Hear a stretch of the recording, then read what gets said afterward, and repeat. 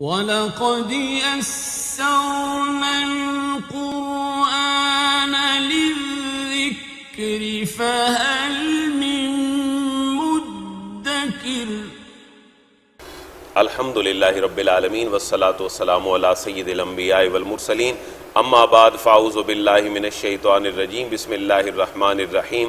ثم انزل علیکم من بعد الغم امنۃ نعاسا یغشی طائفۃ منکم وطائفۃ قد اہمتہم انفسہم یظنون باللہ غیر الحق ظن الجاہلیہ۔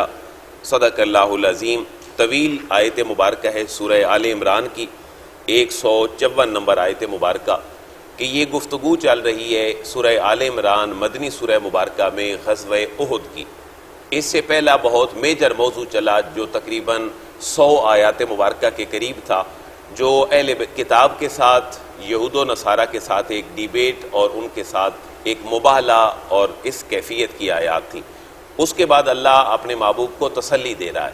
ایک بہت براڈ سینس میں اگر دیکھیں تو اللہ فرما رہا ہے محبوب اہل کتاب کے سامنے جھکنے کی ضرورت نہیں ہے۔ میں ریپیٹ کر رہا ہوں، یہ سورہ مبارکہ حضور کے مدنی پیریڈ کے اعتبار سے فتح مکہ کے بعد، یعنی مدینہ شریف جانے کے تقریباً 9 سال کے بعد یہ سورہ مبارکہ نازل ہوتی ہے۔ اللہ اپنے محبوب کو ماضی کی بات بتلا رہا ہے کہ محبوب اہل کتاب کے سامنے بھی جھکنے کی ضرورت نہیں ہے۔ ان کا وفد اگر آپ کی بارگاہ میں آیا ہے اور الہ اور معبود کا ایک اپنا تصور رکھتا ہے کہ عیسیٰ کو خدا اور خدا کا بیٹا اور جناب مریم اور جبریل امین کے بارے میں کوئی اس طرح کا عقیدہ رکھتا ہے، تو معبود معذرت خواہانہ رویے کی ضرورت نہیں ہے، کیونکہ اس سے پہلے آپ بڑے چیلنجز کو نپٹا چکے ہیں۔ اور وہ کیا تھا؟ غزوہ بدر۔ اور وہ کیا تھا دوسرا؟ غزوہ احد۔ اس سے بڑا غزوہ خندق۔ اللہ فرما رہے ہیں محبوب پریشانی کی ضرورت نہیں ہے، آپ اہل مکہ کو بھگتا چکے ہیں۔ وہ تو مشرک اور کافر تھے، اور کم از کم یہ تو اہل کتاب ہیں، لہٰذا مثالیں رکھیں پہلے بدر کی، اور اس کا ایک تجزیہ اللہ نے رکھا کہ بدر کے میدان میں بھی اللہ نے تمہیں فتح دی، تم تھوڑے تھے تو اللہ نے کیا بھیج دیے؟ فرشتے بھیج دیے، 1000 2000 3000 5000۔ اب غزوہ احد کی بات ہے کہ محبوب پریشانی کی ضرورت نہیں ہے۔ منافقین اگر 250 سے 300 آپ سے دور چلے گئے ہیں 1000 کی تعداد میں سے، تو آپ کے قدم لڑکھڑانے نہ پائیں۔ پھر ایک اور چیلنج کہ جو مسلمان تھے ان کو جو کہا گیا غزوہ احد میں، ان سے بھی تھوڑی سی لغزش ہوئی، اور وہ ان شخصیت کا نام کیا تھا جنہوں نے 50 لوگوں کی کمانڈ میں وہاں بیٹھنا تھا، اور 50 لوگوں میں سے 40 لوگ ان کا ساتھ دیے بغیر مال غنیمت کے لیے میدان احد میں آ گئے۔ ان صحابی رسول کا نام عبداللہ بن جبیر تھا۔ تو اللہ فرما رہا ہے محبوب تسلی رکھیں، منافقین بھی چلے گئے چھوڑ کر، اپنوں سے بھی لغزش ہو گئی، اللہ فرما رہا ہے محبوب فتح پھر بھی آپ کے لیے۔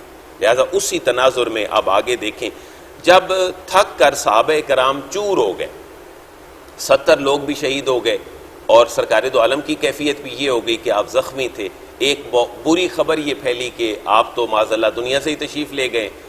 اور پھر حضرت کعب رضی اللہ تعالیٰ عنہ ایک صحابی رسول ہیں، جب انہوں نے حضور کو دیکھا تو بے ساختہ پکار اٹھے کہ بھئی اللہ کے محبوب تو حیات ہیں، آپ اپنے حوصلے بڑھاؤ۔ اب اس کے بعد دشمن نکل گیا، مسلمانوں نے ان کا پیچھا بھی کیا، کتنے کلومیٹر تک؟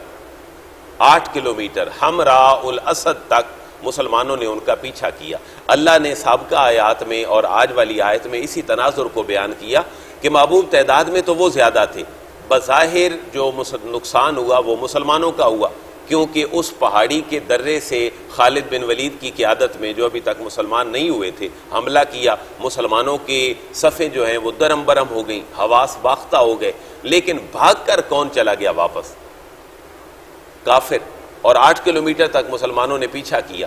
اب اللہ فرما رہے محبوب غلبہ تو پھر بھی آپ کو ہی ہم نے دیا ہے، آپ کا رعب ہی دشمن کے دلوں میں ہم نے بٹھا دیا ہے۔ اب اس کے بعد کا تناظر یہ ہے کہ اللہ فرما رہے محبوب جب یہ سارا تناظر ہو گیا غزوہ احد کا، تو پھر ہم نے نیند جیسی نعمت آپ کو عطا فرما دی، آپ کے ماننے والوں کو۔ ایک پوائنٹ نیا ہے آج، وہ بھی ذہن میں رکھ لیں کہ 1000 کے لشکر میں غزوہ احد میں تقریباً 250 سے 300 عبداللہ بن ابی سلول کی قیادت میں تو چلے گئے واپس، لیکن مسلمانوں کے اندر ابھی بھی ایک گروہ ایسا تھا 700-750 کی تعداد میں جن کو منافقین تو نہیں کہا جا سکتا تھا لیکن وہ اندر سے پریشان تھے، یعنی نہ رسول اللہ کا بظاہر ساتھ دینے کے لیے تیار تھے، نہ واپس جانے کے لیے تیار تھے، نہ کفار کی طرف سے جا سکتے تھے، ان کی بھی ایک خاصی تعداد تھی جو مسلمانوں کے اندر تھے۔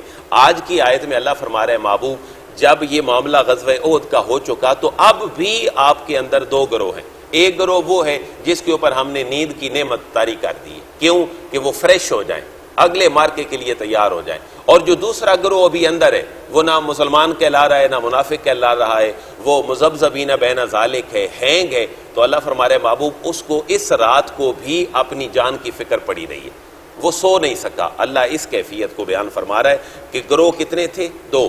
ایک پہ نیند طاری ہو گئی، وہ پکے صحابہ تھے، انہیں پتا تھا ہمیں فتح ہو چکی، بظاہر اللہ کے محبوب ہمارے اندر موجود ہیں، ہم ریفریش ہونے کے لیے ایک دفعہ سو رہے ہیں، اور وہ سو گئے۔ لیکن جو منافقین بظاہر ابھی اور اندر تھے وہ سو نہیں پا رہے تھے، ان کا موقف یہ تھا اگر حملہ کر دیا اہل مکہ نے دوبارہ تو پھر ہماری اسٹریٹجی کیا ہونی چاہیے۔ اس کیفیت میں انہوں نے نیند جیسی نعمت سے بھی بیزاری کا اعلان کیا۔ ثم انزل علیکم من بعد الغم امنۃ نعاسا یغشی طائفۃ منکم، بظاہر کوئی مشکل لفظ نہیں ہے، اگر کوئی ہے تو وہ نون کی شکل میں ہے۔ ثم پھر انزل نازل کی یا نازل کیا، علیکم تمہارے اوپر، من بعد الغم میں، من کا معنی سے، بعد کا معنی بعد، آفٹر، الغم میں غم کے بعد، کیا طاری کر دیا، کیا نازل فرما دیا؟ امنتن، راحت، اللہ نے راحت نازل فرما دی۔ وہ راحت کس شکل میں تھی؟ نعاسن، غنودگی کی شکل میں، نیند کی شکل میں اللہ نے راحت عطا فرما دی۔ یغشا طائفۃ منکم، یغشا طاری ہونا، ڈھانپ لینا۔ ہم نے یہ کل بھی پڑھا ہے معجزہ معراج میں کہ جب وہ فرشتے اترتے ہیں تو اذ یغشی السدرۃ، انہوں نے سدرۃ المنتہا کو ڈھانپ لیا، یہ اسی معنی میں ہے۔ غنودگی طاری فرما دی، یغشا جو ڈھانپ رہی تھی، چھا رہی تھی، طائفۃ منکم، ایک گروہ کے اوپر، یعنی وہ گروہ کون سا تھا؟ صحابہ کا، جس کو یہ پتا تھا ہم لڑے ہیں احد میں اور اب آرام کرنا یہ اللہ نے ہمیں نعمت کے طور پر دیا ہے، سب کچھ بھول گئے اور سو گئے واپسی پر۔ وطائفۃ قد اہمتہم انفسہم، یہ ہے دوسرا گروہ، قد واو کا معنی اور، طائفۃ ایک گروہ دوسرا ایسا ہے، قد اہمتہم، قد کا معنی تحقیق، اہمت یہ نکلا ہے ہم سے، ایک ہوتا ہے غم اور ایک ہوتا ہے ہم بھی اندر کے دکھ کو کہتے ہیں، تو قد اہمتہم، ان کو اندر کے دکھ نے گھیرے رکھا۔ وہ اندر کا دکھ کس نے ڈالا؟ انفسہم، ان کی جانوں نے، ان کی اپنی جانوں کی حفاظت کا جو دکھ تھا کہ ہم کدھر جائیں گے، کیونکہ مسلمان کا تو یہ امتیاز ہے اگر زندہ رہا تو غازی اور مر گیا تو شہید، لیکن منافق متذبذب ہے، وہ کہہ رہا ہے میں کدھر جاؤں گا، اس کو اپنی جان کی حفاظت ہے اور وہ یہ سوچ رہا ہے کہ اگر میں سو گیا تو پھر تو میری موت آ جائے گی، نہ میں مسلمانوں جوگا رہا، نہ میں اپنے لوگوں جیسا رہا، اور نہ میں خود کہیں سٹینڈ کر سکا۔ تو دوسرا گروہ جو منافقین کا تھا، ابھی متذبذب تھا، اس کو اپنے جانوں کا جو دکھ تھا اس نے گھیر لیا۔ اگر اس ترجمے کے سمجھنے میں مشکل آ رہی ہے تو گرامیٹیکلی ذرا دیکھیں، قد اہمتہم، اس کا فاعل کون ہے؟ قد کا معنی تحقیق، اہمتہم، ان کو غم میں ڈال دیا، ان کو ہم میں ڈال دیا، کس نے؟ انفسہم، یہ انفسہم کے اوپر پیش ہے، یہ انفسہم نہیں ہے بلکہ انفسہم، یہ فاعل بن رہا ہے۔ ان کی جانوں کا جو خوف ہے ان کو کہ ہماری جان چلی جائے گی، اس نے ان کے اوپر خوف طاری کر دیا۔ اور یظنون باللہ غیر الحق ظن الجاہلیہ، یظنون، وہ بدگمانی کر رہا تھا گروہ، وہ بدگمانی کر رہے تھے باللہ، اللہ کے ساتھ، غیر الحق، جو ٹھیک نہیں تھی، ایسی بدگمانی کر رہے تھے اللہ سے جو ٹھیک نہیں تھی، اور وہ کس طرح تھی؟ ظن الجاہلیہ، جیسے جاہلیت کی گمراہیاں تھیں کہ اللہ کدھر گیا جی ہمارا، ہماری تو جانیں ہتھیلی کے اوپر ہیں، نہ ہم ادھر کے رہے ہیں نہ ادھر کے، تو اللہ کے بارے میں ایسے گمان کرنے لگے جو جاہلیت کے گمان ہیں۔ یقولون، اور کہتے تھے، یعنی یہ گروہ جو دوسرا گروہ ہے جو کمزوری دکھا رہا ہے بظاہر منافقین کا، یقولون، یہ کہتے، حل لنا من الامر من شیء، حل لنا، کیا کوئی ہماری بھی دسترس ہے، کیا کوئی ہمیں بھی اختیار ہے، من الامر، معاملے میں سے، من شیء، کسی چیز کا، کیا ہمیں بھی کسی چیز کا کوئی عمل دخل ہے؟ ہم یہاں پر کیسے پھر رہے ہیں؟ ہمارا تو اختیاری کوئی نہیں، ہمیں لا کر باندھ دیا گیا یہاں پر. یعنی اب رسول کی مخالفت اور اللہ کے آگے اپنی تقدیر کے ہمیں تو یہاں پر گمان گیری میں لا کر ڈال دیا گیا. اللہ کے بارے میں وہ ایسے گمان کرنے لگے. قل ان الامر کلہ للہ.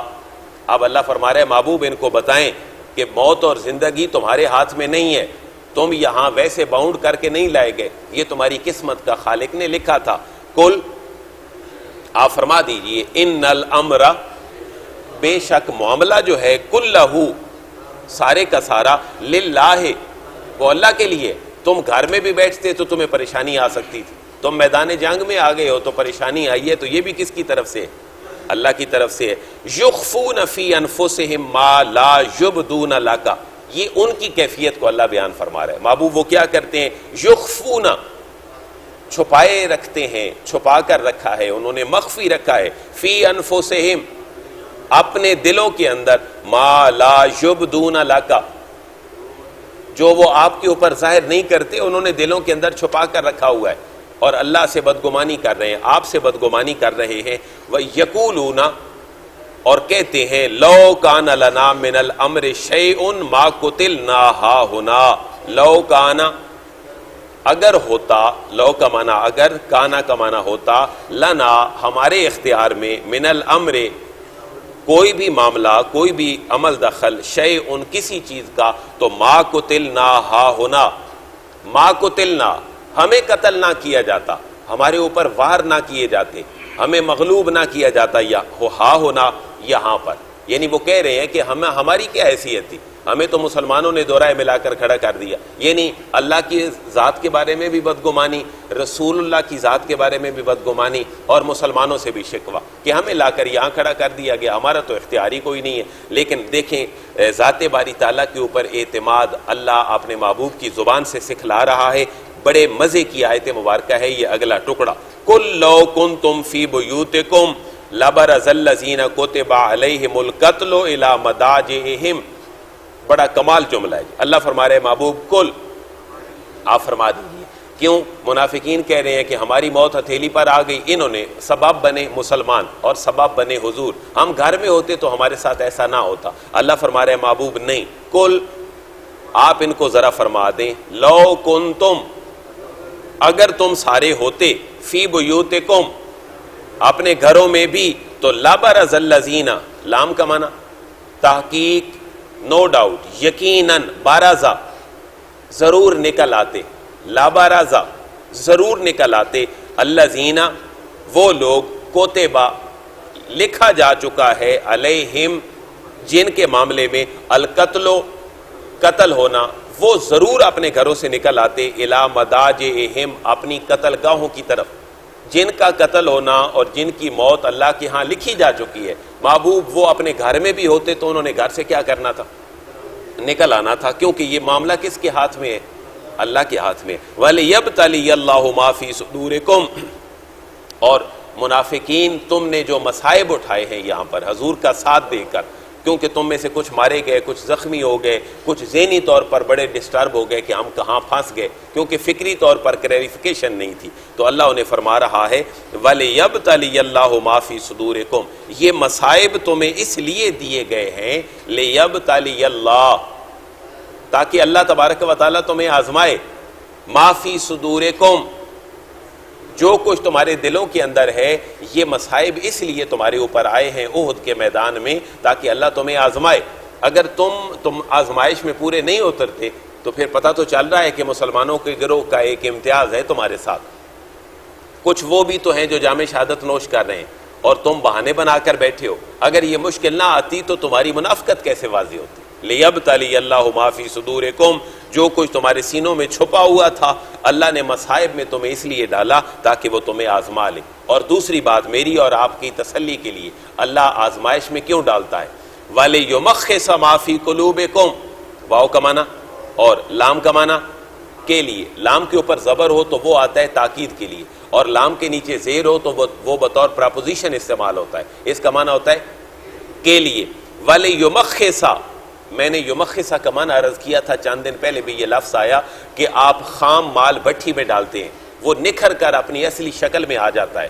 جیسے سونا ہے، چاندی ہے یا میٹل، کوئی بھی چیز ایسی ہے جو بھٹی کے پروسیس سے گزر کر نکھر کے آتی ہے، اس کے لیے قرآن لفظ استعمال کرتا ہے مخصا یمخصو، میل کچیل دور کر کے بھٹی سے سچا ہو کر باہر نکل آنا. اللہ فرما رہے ہیں میں نے تمہیں مصائب کیوں دیے ہیں؟ والے یمخصا، تاکہ تمہاری میل کچیل کو صاف کر دے. وہ میل کچیل کدھر ہے؟ ما فی قلوبکم، جو کوئی تمہارے دلوں کے اندر ہے. لہذا جان تمہاری ہتھیلی پر اس لیے رکھوائی گئی کہ مصعب بن عمیر جیسے لوگ بھی تو جام شہادت نوش کر رہے ہیں، جن کا ایک ہاتھ کٹ گیا، علم ان کے ہاتھ میں تھا تو دوسرے ہاتھ میں پکڑ لیا، دوسرا بھی کٹ گیا تو کٹے ہاتھوں سے اپنے سینے کے ساتھ لگا دی. اور جب یہ بھی کیفیت دیکھی کفار نے تو پھر تیر ایسے چلائے کہ آپ نے وہیں پر جام شہادت نوش کیا. تو اللہ فرما رہے اے منافقین، اگر یہ مصائب تمہارے اوپر نہ آتے تو تمہارے دل کی کدورتیں کیسے واضح ہوتی. اور مسلمان اگر اس کو اپنے سینس میں سمجھے تو اللہ فرما رہا ہے اللہ نے تمہیں اس لیے یہ مصائب دیے ہیں تاکہ جو کچھ تمہارے سینوں میں ہے، دلوں میں ہے، وہ میل کچیل نکل جائے اور ایک اخلاص اور للہیت کے جذبات آ جائیں. واللہ علیم بذات الصدور، واللہ، اور اللہ تبارک و تعالی علیم، جاننے والا ہے، بذات الصدور، با کا معنی ساتھ، ذات بھی والا کے معنوں میں، اونرشپ کے معنوں میں ہے. جیسے ہم نے پڑھا تھا ذو، ذا اور ذی، اسی نسبت سے ہے بذات الصدور، جو تمہارے سینوں کے راز ہیں، جو تمہارے سینوں کے اندر چیزیں ہیں، اللہ اس کو کیا کرنے والا ہے؟ جاننے والا ہے. اب مختصر الفاظ میں ایبسٹریکٹ بیان کر دیا دونوں گروہوں کا، ایک تو تفصیل بیان ہوئی، اب ایبسٹریکٹ ہے. وہ کیا ہے؟ ان الذین تولوا منکم یوم التقى الجمعان انما استزلهم الشیطان ببعض ما کسبوا ولقد عفا اللہ عنہم ان اللہ غفور حلیم. ان الذین، انا کا معنی بے شک، الذین جو لوگ، تولوا جنہوں نے پیٹھ پھیر دی، جو پیچھے چلے گئے، محبوب آپ کا ساتھ نہیں دیا، منکم تم میں سے، یوم التقى الجمعان، یوم کا معنی دن، اس دن، التقى الجمعان، التقى کا معنی ملاقات کرنا، آمنے سامنے ہونا، التقى الجمعان، جمعن ایک گروہ، جمعان دو گروہ. جب دو گروہ آپس میں مقابلے میں نکل آئے اور ان میں سے ایک گروہ جس نے پیٹھ پھیرا، کیوں پھیرا؟ انما استزلهم الشیطان، انما بے شک، استزلهم ان کو ڈی ٹریک کر دیا، ان کو پھسلا دیا، الشیطان، شیطان نے، ببعض ما کسبوا، اس کی وجہ کیا بنی؟ ببعض ما کسبوا، بعد ان افکار کے، ما کسبوا جو ان کے ذہنوں کے اندر تھے، جو ان کی کمزور فکر تھی، اس وجہ سے شیطان نے کیا کر دیا؟ پھسلا دیا. آپ اس کو اس سینس میں سمجھیں کہ ایک بندہ فکری اعتبار سے کمزور ہے. فکری اعتبار سے کیسے؟ اس کا کنسیپٹ کلیئر نہیں ہے. ایک بچہ پڑھائی کر رہا ہے لیکن اس کو پتہ نہیں کہ میرا فیوچر کیسے ہے، مجھے پڑھائی کا فائدہ ہے یا نہیں. تو باپ انویسٹ کر رہا ہے پڑھائی پہ، لیکن اس کا دوست اس کو پھسلا کے ڈی ٹریک کر کے لے جاتا ہے. پتہ یہ چلا کہ تعلیم کے بارے میں اس کا کنسیپٹ اور ویژن اس کا ابھی کلیئر نہیں، اس کو احساس نہیں ہو رہا کہ میں نے دوستی کو پریفرنس دینی ہے یا میں نے والد کی بات کو ماننا ہے. یہی کیفیت ہے ان کی. شیطان ان کو پھسلا رہا ہے لیکن اللہ اور اس کا رسول ان کو خیر کی طرف لا رہے ہیں. تو یہ کیفیت ہے کہ وہ جو گروہ پھرا، جس نے پیٹھ دکھائی، ان کے پیٹھ دکھانے کی وجہ کیا تھی؟ انما استزلهم، بے شک ان کو ڈی ٹریک کر دیا، ان کو پھسلا دیا، الشیطان، شیطان نے، ببعض ما کسبوا، بعض ان کاموں کے، ما کسبوا جو انہوں نے کمائے، یعنی جو فکر انہوں نے اپنی ڈیولپ کی کمزور، اس وجہ سے، یا ان کے اعمال بھی کمزور تھے، اعمال بھی بیک اور پشت کے اوپر نہیں تھے، اس وجہ سے شیطان نے انہیں پھسلا دیا. وَلَقَدْ عَفَا اللَّهُ عَنْهُمْ إِنَّ اللَّهَ غَفُورٌ حَلِيمٌ. جہاں تک معاملہ ہے ان لوگوں کا جن 50 لوگوں نے وہ درہ حضور کے کہنے کے باوجود چھوڑ دیا تھا، اللہ ان کے لیے اعلان فرما رہا ہے. وَلَقَدْ، واو کا معنی اور، لقد کا معنی تحقیق، عفا اللہ، اللہ نے درگزر فرما دی ہے، عنہم، ان سے، ان اللہ غفور حلیم، بے شک اللہ تبارک و تعالی بخشنے والا ہے اور حلیم، نہایت ہی بردبار ہے، ان کے معاملات کو برداشت کرنے والا ہے. لہٰذا ایک کلیریفیکیشن ہمیں دے دی عقیدہ کی کہ صحابہ کرام کی شخصیت وہ شخصیت ہے جو ہمارے لیے رول ماڈل ہے. کوئی یہ نہ کہے. اس آیت کی روشنی میں ایک تھوڑا سا اور جملہ سن لیں. حضرت عبد الرحمن اور حضرت عثمان غنی رضی اللہ تعالیٰ عنہ بیٹھے ایک جگہ پر، تو حضرت عبد الرحمن طنزیہ لہجے میں حضرت عثمان رضی اللہ تعالیٰ عنہ کو کہتے ہیں کہ اے عثمان، تم کہاں سے فضیلت کے عامل بن گئے؟ بدر میں میں شریک تھا، تم شریک نہیں تھے، اور صلح حدیبیہ کے مقام پر ہم نے اپنی جان تک قربان کرنے کا کہہ دیا تھا رسول اللہ کو، لیکن تم اس وقت کدھر تھے؟ حضرت عثمان غنی رضی اللہ تعالیٰ عنہ فرماتے ہیں کہ اے عبد الرحمن ذرا دیکھو تو صحیح کہ بدر کے میدان میں 313 تھے اور تم کہتے ہو کہ ہم بدر میں تھے اور میں بدر میں نہیں تھا، تو ذرا یہ تو دیکھو کہ جس نے تمہیں بدر میں جانے کا کہا تھا اللہ کے رسول نے، میں اسی کی بیٹی کے خیال رکھنے کے لیے اپنے گھر میں موجود تھا، کیونکہ تاریخ یہ بتاتی ہے حضرت عثمان غنی غزوہ بدر میں شریک نہیں ہوئے تھے۔ اس کی وجہ کیا تھی؟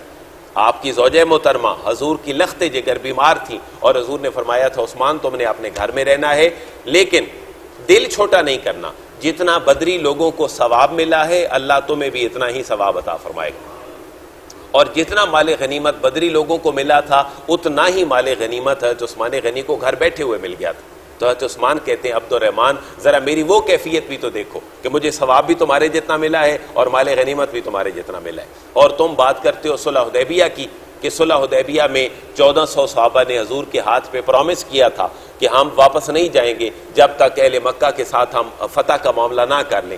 تو حضرت عثمان کہتے ہیں ذرا یہ تو دیکھو کہ تم نے بیعت کی تھی حضور پہ ہاتھ پہ اپنی جان دینے کی، لیکن کس کے لیے جان دینے کی وعدہ کیا تھا؟ میرے لیے ہی تو کیا تھا، میں ہی تو ایمبیسڈر بن کے گیا تھا اہل مکہ کے پاس، اور گیا تھا کہ حضور کی بات کو مان لو، کیونکہ میں بنو امیہ سے تھا اور اہل مکہ کا تعلق بھی بنو امیہ کے ساتھ تھا، لہذا وہاں بھی 1400 صحابہ کے جان کی بازی کھیلنے کا جو پرامس تھا حضور اور صحابہ کا، اور حضور نے اپنے دائیں ہاتھ کو اپنے بائیں ہاتھ کے اوپر رکھ کر فرمایا تھا یہ جو ہاتھ ہے یہ کس کا ہے؟ عثمان غنی کا ہاتھ ہے، لہذا تم فضیلت کی بات نہ کرو، اللہ نے مجھے بھی بڑی فضیلتیں عطا فرمائی۔ تو یہ صحابہ کو پروانہ مل رہا ہے کہ صحابہ کی وہ چھوٹی سی لغزش جو اس پہاڑی کے اس جگہ پر اللہ کے محبوب نے متعین فرمایا تھا کہ فتح ہو یا شکست تم نے اس کو نہیں چھوڑنا، تو کسی کے ذہن میں یہ سوال پیدا ہو سکتا ہے کہ پھر صحابہ نے تو معاذ اللہ حضور کی نافرمانی کی، لیکن اللہ کلیریفائی فرما رہا ہے کہ اللہ نے ان کے اس معاملے کو کیا کر دیا ہے، لیکن اللہ یہ بھی بتلانا چاہتا ہے اپنے محبوب اور صحابہ کے اس رویے سے کہ جو بھی رسول کی نافرمانی کرے گا اگر وہ صحابی رسول بھی ہوگا تو اس کو نقصان ضرور اٹھانا پڑے، کیونکہ انہوں نے نقصان تو اٹھایا، حضور زخمی ہوئے، مال غنیمت جو ہے اس سے ہاتھ دھونے پڑے، 40 لوگ جو درے پر تھے ان کو، ان میں سے کچھ لوگوں کو بھی جام شہادت نوش کرنا پڑا۔ تو دو سینس ہیں اگر میں بات آپ کو سمجھا پایا ہوں تو، کہ صحابہ کا حضور کے کہنے کے باوجود اس درے کو چھوڑ دینا یہ بظاہر ہمیں صحابہ کی نافرمانی لگتی ہے، لیکن قرآن کہہ رہا ہے اللہ نے ان کو، اور دوسرا اس کے اندر میرے اور آپ کے لیے سبق کیا ہے، اللہ بتلانا چاہتا ہے کہ جتنا بڑا بھی انسانیت کا مقام ہو، نبی کی نافرمانی جو بھی کرے گا اس کو نقصان اٹھانا پڑے گا۔ اگر صحابہ کرام کا گروہ بھی اللہ کے محبوب کی نافرمانی کرے گا تو اس کو بھی نقصان اٹھانا پڑے گا، جیسے غزوہ احد میں صحابہ نے بظاہر حضور کی نافرمانی کی تو ان کو نقصان اٹھانا پڑا۔ اللہ مسلمانوں کے پختہ گروہ میں ہمیں شامل ہونے کی توفیق نصیب فرمائے۔ وما علیہ الا البلاغ۔